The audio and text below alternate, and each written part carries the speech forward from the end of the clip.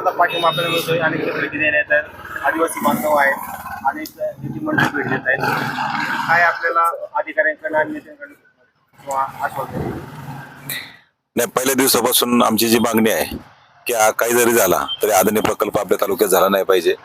तुम्ही आता संजय साबळे सरांच्या सगळ्या भावना ऐकल्या असतील. आदिवासी समाज खरं तर जागृत झालाय. हे सुज्ञ सगळे तरुण आहेत. एवढी तळमळीची मागणी जर हाताळून करत असेल, या भावना शासनापर्यंत पोहोचत नाही का? आमच्या आज या गरीब महिला या ठिकाणी बसल्या, आदिवासी महिला, यांच्या भावना तुम्हाला कळत नाही का? आत्ताच या ठिकाणी आदरणीय आदिवासी मंत्री जिरवाळ साहेब त्या ठिकाणी फोनद्वारे बोलले आणि त्यांना मी तेच सांगितलं की आम्ही या गोष्टीवर ठाम आहे साहेब. तुम्ही आता ही करता आपल्या बांधवांवर वेळ आली, तालुक्यावर वेळ आली, तुम्ही काहीतरी आम्हाला निर्णय द्या, मग आम्ही तेवढाच विचार करू. आज त्यांनी सांगितले कलेक्टर साहेबांशी मी तातडीने बोलतो, त्यांच्याशी चर्चा करतो असं मंत्री साहेबांनी सांगितलं. अशफाक भाई उपोषणाचा 4था दिवस आहे. आज खरं तर मला बोलायला थोडा आवाका पण थोडा कमी होत चाललाय, एनर्जी कमी होत चालली, थोडा काही शब्द कमी जास्त झाले तर थोडं समजून घ्या. पण हा अदानी प्रकल्प का नकोय याबाबत सगळं विस्तृतपणे या संजय साबळे सरांनी तुमच्या समोर मांडलंय. आज सह्याद्रीच्या डोंगर रांगा फोडायला अदानी ग्रुप निघालाय. आपली शिवजन्मभूमी आहे. या सरकारला खरं तर माझ्यासारख्या कार्यकर्त्यांनी बोलणं मी फार छोटा घटक आहे, पण तो खरं तर शर्मेची लाज वाटली पाहिजे, शरम वाटली पाहिजे. त्या छत्रपती शिवाजी महाराजांच्या सगळ्या घोषणेवर, सगळ्या त्यांच्या तत्वावर, विचारांवर आपण हे सगळे सरकार जे चालतात आणि आज तर त्या शिवजन्मभूमीत तुम्ही जर त्यांच्या सह्याद्री फोडायला निघालाय तर मला असं वाटतं याच्यापेक्षा दुर्दैव काय. म्हणून मी पहिल्या दिवसापासून सांगतोय की ही लढाई फक्त आदिवासी बांधवांची नाही, ही शिवजन्मभूमीची लढाई आहे, ही आपल्या तालुक्याची लढाई आहे.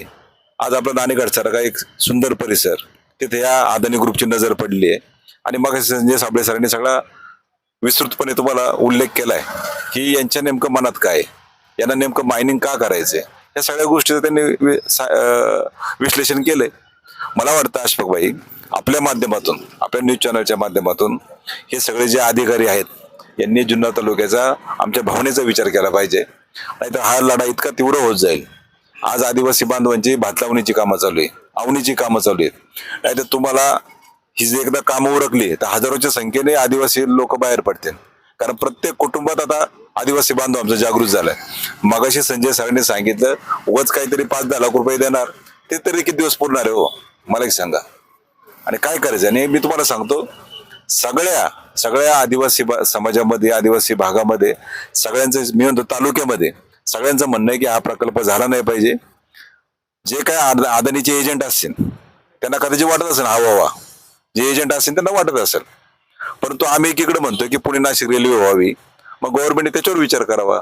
जे आम्हाला पाहिजे ते द्या ना, जे नकोय ते आमच्या माथे का मारताय, एवढा आमचा साधा प्रश्न आहे.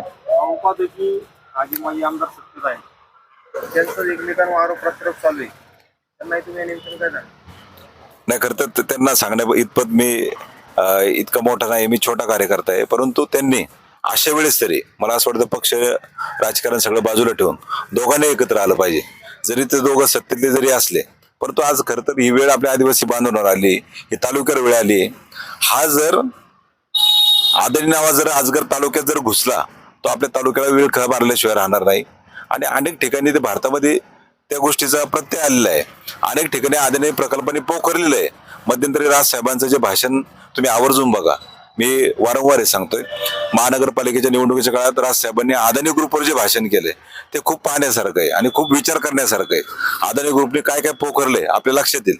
मगाशी संजय सरांनी सांगितलं की अदानी ग्रुप सारखे अजून काही ग्रुप आहे की त्यांना 56 ठिकाणी हे प्रकल्प उभे करणार आहे. आणि कुठं त्यांना जागा कुठं भेटली? सगळी सह्याद्रीमध्ये.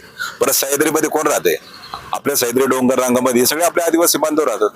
छत्रपती शिवाजी महाराज जेव्हा स्वराज्य उभं राहिलं तेव्हा 18 पगड जातीचे सगळे लोक होतेच ना, त्याच्यात आपले आदिवासी बांधव होते, संघर्ष करणारे सगळेच होते. की छोट्या मोठ्या गोष्टीसाठी सर्वसामान्य नागरिकाला संघर्ष करावा लागतो. काही परवानगी असतील, काही हस्तांतरण असतील, परंतु या उद्योजकांसाठी कोणती परवानगी नाही, यांना अनेक अलर्ट केले जातात.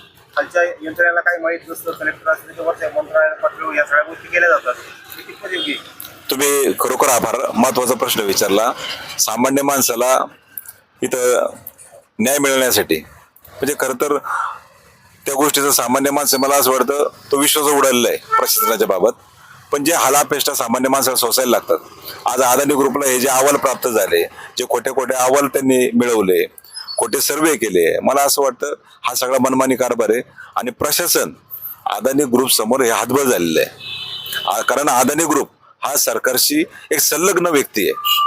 आणि मला असं वाटतं माझ्यासारख्या ज्या कार्यकर्त्यांनी जास्त सांगण्याची गरज नाही. प्रत्येकाला माहिती आहे अदानी ग्रुप कोण आहे आणि अदानी ग्रुप सरकारच्या किती जवळ आहे हे प्रत्येकाला माहिती आहे.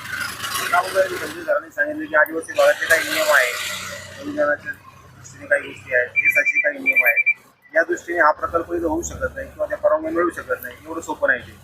त्यात आपण बघू घेतल्या परवानगी असताना इथं आपण रेल्वेचं आंदोलन नाही केलं की तिथं त्या परवानगीची काही अडचण येते. हे सगळं होत असताना या परवानग्या आपल्याला भेटत नाही एखादा काही प्रोजेक्ट करायचा या उद्योगांना दिल्या जातात. या शासनाचं आणि या सगळ्या गोष्टींना आपण या पुढच्या काळात काय आपली भूमिका असणारी आंदोलनावरून किंवा होणार आहे. खरं तर प्यास क्षेत्रात मला असं वाटतं खडा पण उचलू देत नाही, कारण इतके नियम आहेत आणि हे सगळं कायद्याचं उल्लंघन आहे. कायद्याची सगळी पायमल्ली करत हा अदानी ग्रुप आपल्याकडे शिरकाव करण्याचं त्या ठिकाणी पाहतोय. आमचं म्हणणं जर त्यांना वीज निर्मिती करायचीच आहे, जलविद्युत निर्मिती प्रकल्प जर करायचे आहे, त्यांनी माणिकडोह धरणावर करावा, तिथं टर्बाईन बसवावे. अगोदर आपल्याकडे धरणं आहेच आहे ना, तिथं त्या ठिकाणी प्रकल्प करावा. आणि असं मग हा नेमका घाट का घालताय तुम्ही? इतका तुमचा हा सह्याद्री फोडण्याचा जो घाट चाललाय, मला असं वाटतं जलविद्युत निर्मिती प्रकल्प फक्त हे नावाला आहे. त्यांना खनिज संपत्ती त्याच्यात पाहिजे, मायनिंग फार महत्वाचं आहे. तुम्ही लक्षात घ्या, त्यांना जर वीज निर्मिती प्रकल्प करायचाच असता त्यांनी माणिकडोह केला असता. हा धरणं आपल्या इथं पास आहे, हाच आहे ना. यांचा छुपा अजेंडा वेगळा आहे. हा छुपा अजेंडा नक्कीच आहे अशफाकभाई. परंतु माझ्या या निमित्ताने सगळ्या आदिवासी बांधवांना या माध्यमातून आणि तालुक्याच्या सगळ्या नागरिकांना ही सगळी आग्रहाची विनंती राहील, कळकळीची विनंती राहील. आपल्या आज लोकांवर वेळ आली, आपण या ठिकाणी ठामपणे उभं राहिलं पाहिजे. गेल्या 4 दिवसापासून उपोषण सुरू आहे, सगळेजण या ठिकाणी पाठिंबा द्यायला येतात आहे. प्रत्येक गावचे लोक येतात आहे, पाठिंब्याची पत्र पण देतात आहे, उपोषणात सहभागी पण होतात आहे. परंतु ही जी भावना आहे ही सरकारपर्यंत गेली पाहिजे, प्रशासनापर्यंत गेली पाहिजे. काल पण तहसीलदार साहेब, प्रदूषण नियंत्रण मंडळाचे अधिकारी येऊन गेले, त्यांना पण आम्ही तेच सांगितलं की आम्ही आमच्या निर्णयावर ठाम आहे, जे काय व्हायचे ते होईल, परंतु तुम्ही आम्हाला निर्णय द्या, मग आम्ही त्या गोष्टीचा विचार करू. ज्या दिवशी आदिवासी बांधव समाधानी होईल त्या दिवशी मग आम्ही उपोषण काय करायचं ते ठरवू. खरं म्हणजे हा संवेदनशीलच प्रश्न आहे. प्रत्येक ग्रामपंचायतीने खऱ्या अर्थाने याला ठराव करून तिथं पाठिंबा दिलाच पाहिजे. सगळ्यांनीच खरं तर हा तालुक्याचा महत्वाचा इतका प्रश्न आहे अशफाकभाई. आता अदानी ग्रुप पश्चिम भागात घुसलाय, याच्या अगोदर पूर्व भागात असे आवाजाचे सोलरचे प्रकल्प झालेले आहेत. पूर्व भागात अनेक ठिकाणी माझ्याकडे आता लिस्ट आलेली आहे, तुम्हाला दाखवतो मी. शिरोली, सुलतानपूर असू, हिवरे असू, तेजेवाडी असू, नेतवड असू, आता येडगाव, हे ज्या गायरान जमिनी हे कोणाकडे चालल्यात? या आवादा कंपनीकडे चालले आहेत. आज सगळ्या गायरान जमिनी अगोदर यापूर्वी पण आवादा कंपनीने घेतलेल्या आहे. त्या गावांना खोटी खोटी प्रलोभनं दिली, आश्वासनं दिली, 24 तास मोफत वीज देतो, त्या ठिकाणी झाडे लावून देतो, रस्ते करून देतो. मला असं वाटतं हे कुठंच काही झालेलं नाही. आज तिथल्या गावकऱ्यांना तुम्ही जाऊन त्यांच्या भावना विचारा नेमकं काय. आणि 3 फेज लाईट देतो, दिवसाची लाईट देतो, हे काहीच झालेलं नाही. यांनी फक्त जागा त्या गायरान बळकावल्यात, हा माझा स्पष्टपणे आरोप आहे. आज त्या गायरान जागामध्ये आपल्या गाया चरत होत्या, आपली जनावरं चरत होती, दुभती जनावरं चरत होती, बकरं चरत होती.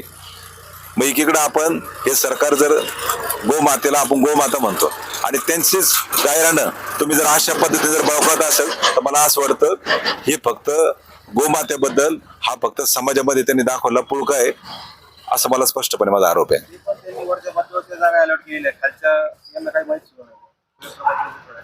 मी जसं तुम्हाला सांगितलं की पूर्व भागात जर अशी परिस्थिती असेल, आपण म्हणतो की पूर्व भाग थोडा सुशिक्षित भाग आहे, मग तिकडे जर अशी परिस्थिती असेल तर माझे गोरगरीब आदिवासी बांधव बिचारे अशिक्षित आहेत, यांच्यावर काय परिस्थिती तो अदानी ग्रुप आणेल?